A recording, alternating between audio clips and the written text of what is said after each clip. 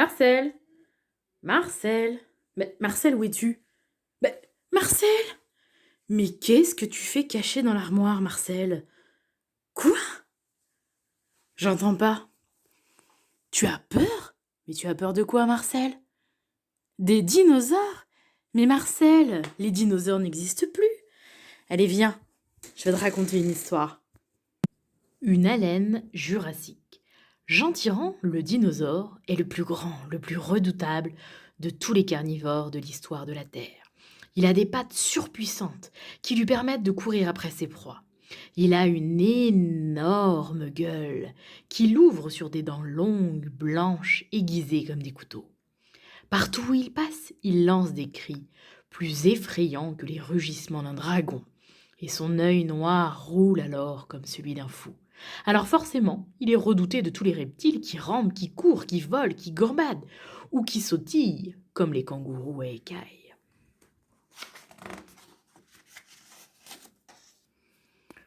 Pourtant, si on regarde attentivement, Jean Tirant est-il vraiment très méchant?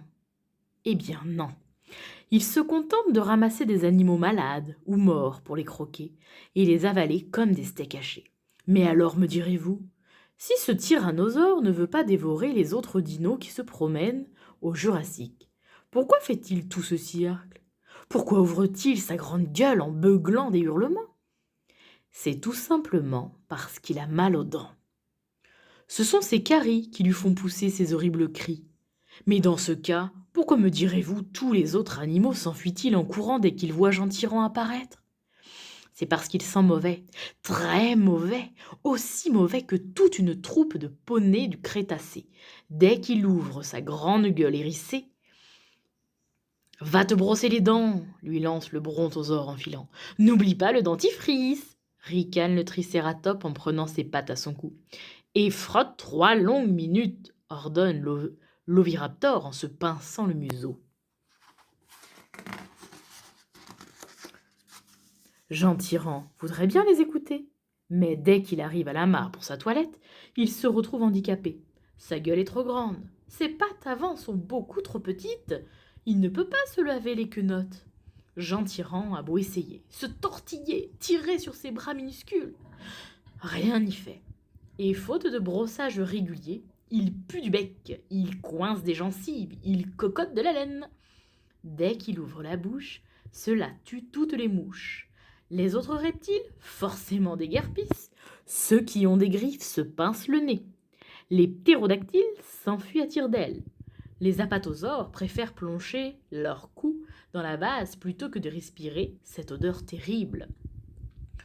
Pauvre, pauvre de lui, alors que les autres reptiles ont beaucoup d'amis, Jean Tirant est tout seul. Il s'ennuie à mourir. Même Jeanne Tirane, la jolie femelle, n'ose pas s'approcher. Peut-être est-ce parce qu'elle ne supporterait pas de respirer son haleine empoisonnée, ou bien est-ce parce qu'elle aussi sent si mauvais qu'elle a peur qu'il ne la repousse. Et oui, elle aussi a des pattes trop petites. Elle non plus ne peut pas se brosser les dents. Et ça ne sent pas la rose quand elle ouvre sa jolie gueule. Comment voulez-vous qu'ils s'embrassent ces deux-là, avec leur odeur de malheur? Comment voulez-vous que Jean invite Jeanne au cinéma, puis au restaurant, puis en vacances au bord de l'océan, puisqu'ils ne peuvent pas se sentir?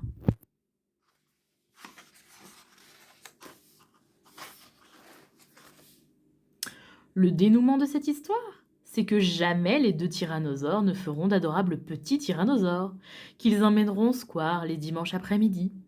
Oh non, chacun de leur côté, avec leurs trop petites pattes, leurs trop petites griffes, Jean et Jeanne effeuillent la marguerite. Tout seuls, tout tristes, ils deviennent vieux, ne pondent jamais d'œufs, bientôt ils disparaissent et on n'entend plus jamais parler d'eux. Voilà la vraie vérité sur la disparition des tyrannosaures. Moralité, si tu veux rester en vie, méfie-toi des caries. Et voilà les enfants, vous avez compris, il faut bien se brosser les dents après chaque repas. N'est-ce pas Marcel que tu vas brosser tes dents? Tu n'as pas envie de disparaître comme les dinosaures à cause de vilaines caries. Bonne nuit les enfants, à bientôt pour une nouvelle histoire avec Marcel.